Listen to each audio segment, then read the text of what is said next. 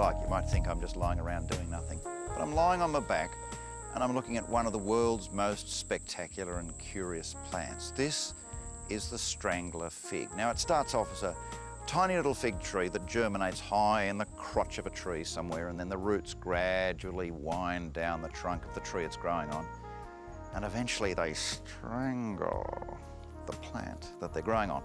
So much so that long term they get these long roots that are sort of coiled and crisscrossed and so on.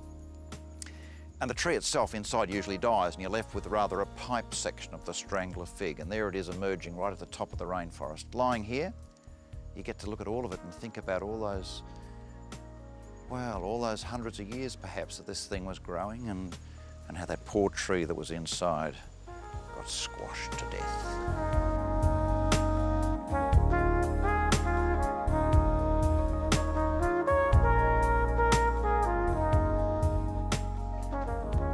One of the bits I really love is the Canopy Tower. You can climb up right through the various stages, all the layers and so on of the rainforest, and come out pretty much on top of the whole rainforest here. Wonderful sights. There's obvious things. There's a mistletoe there, which is a particularly good red flowering one. That thing there, that's a black bean. Now we all know the black bean for all sorts of things, grown as an indoor plant, but also it's one of those things they're trying to extract bits and pieces from the seeds in the hope that it might cure cancer or something. But it is wonderful just to get up here, see all the bits, and come out on top like the birds.